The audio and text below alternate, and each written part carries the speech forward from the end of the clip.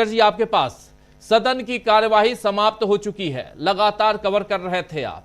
आज नरेंद्र मोदी जी भाषण दे रहे थे और बाहर निकलकर तमाम इंडिया गठबंधन के नेता आ गए। उन बाहर निकलकर क्या कुछ हुआ है, मीडिया से क्या बातें हुई, आरएसएस पर कैसे प्रहार किया मल्लिकार्जुन खड़गे ने, ये आप सब सुन चुके हैं। लेकिन अंदर से लेकर बाहर तक हलचल क्या थी, जरा आपका नजरिया। और बहुत कुछ आपने देखा है, आंखों देखी, आपसे बेहतर कौन बता सकता है क्या कुछ चल रहा है। और यहां जो बातें कह रहे हैं नरेंद्र मोदी कि मैंने खुली छूट दे रखी है, और इतना ही नहीं, वो लगातार प्रहार करते हुए नजर आए, खासकर गांधी परिवार पर। राहुल गांधी, इंदिरा गांधी, राजीव गांधी, सोनिया गांधी, यहां तक कि नेहरू, इन तमाम अलग अलग नेताओं पे भी प्रहार करते हुए राहुल नजर आए नरेंद्र मोदी। क्या ये बचाव है या ये यानी कि डिफेंस है या ऑफेंस है, क्या कुछ है शकील जी?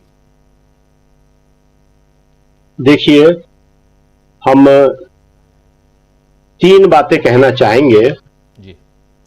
एक, जो आपने अभी जिक्र किया कि भ्रष्टाचार पे बोले प्रधानमंत्री जी, उस पे आज मणिपुर पे भी बोले उस पर, और तीसरा संविधान पे जो वॉकआउट हुआ उस पर। प्रधानमंत्री ने आज राज्यसभा में बोला कि मैंने खुली छूट दे रखी है सारी जांच एजेंसियों को। बहुत अच्छी बात है। पहली बात हम इसी पे करेंगे। अगर आपने सारी जांच एजेंसियों को खुली छूट दे रखी है तो श्रीमान आप ही ने बताया था कि वो टेम्पो में नोट भर भर के कांग्रेस के दफ्तर में पहुंचा रहे हैं। क्यों नहीं कार्रवाई की जांच एजेंसियों ने?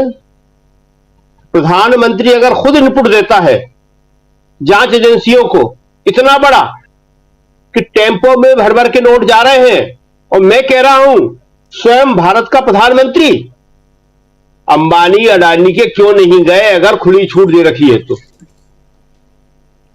तो ये एक सबसे बड़ा सवाल है, सबसे बड़ा मजाक है कि प्रधानमंत्री जी कहते कुछ है और वास्तविकता कुछ और होती है। राहुल ने आपने बिल्कुल ठीक कहा, जो सबसे पहली बात कही थी वो यही कही थी कि प्रधानमंत्री के द्वारा कहने पर ही, सरकार के द्वारा कहने पर ही मेरे खिलाफ ये कार्रवाइयां की गई। उसी का जवाब प्रधानमंत्री दे रहे थे कि मैंने किसी से कुछ नहीं कहा, वो खुद करते हैं। अगर वो खुद करते हैं और प्रधानमंत्री के कहने के बावजूद अंबानी अडानी के यहां नहीं जा रहे, उनके छापे नहीं मार रहे, उनसे पूछताछ नहीं कर रहे कि वो कौन सा टेम्पो था, उसका नंबर क्या था, वो कौन से बोरे थे, कौन से नोट से वो, तो आप उन सबको बर्खास्त कर दीजिए, हटा दीजिए उन सबको। वो कैसी जांच एजेंसियां हैं? लेकिन प्रधानमंत्री जी कहते कुछ है, करते कुछ है। दूसरी बात बड़ी इंपॉर्टेंट, मणिपुर पे लोकसभा में नहीं बोले थे, लेकिन राहुल ने वहां इतना प्रेशर बनाया कि आज राज्यसभा में उन्हें बोलना पड़ा। लेकिन बोले क्या वो? प्रधानमंत्री वहां पे बता रहे हैं कि 11,000 एफआईआर की, 500 लोग गिरफ्तार हुए। अरे ये तो एसएचओ साहब बताते हैं। ये एसएचओ साहब की बाइट होती है पत्रकारों के लिए, ये भारत के प्रधानमंत्री की नहीं होती। भारत के प्रधानमंत्री को यह बताना था कि वो वहां 1.5 साल से ज्यादा हो गया, अभी तक गए क्यों नहीं।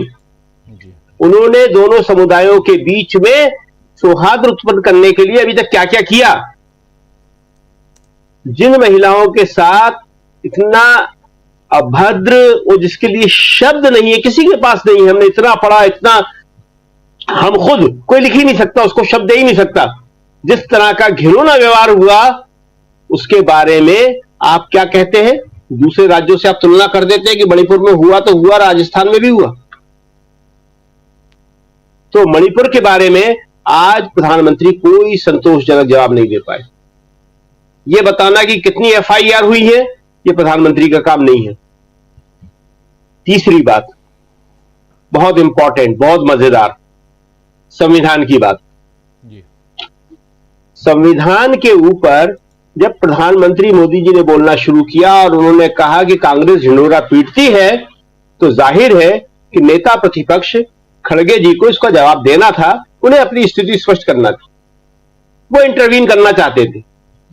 उन्होंने कई बार सभापति से कहा, सभापति ने नोटिस नहीं लिया।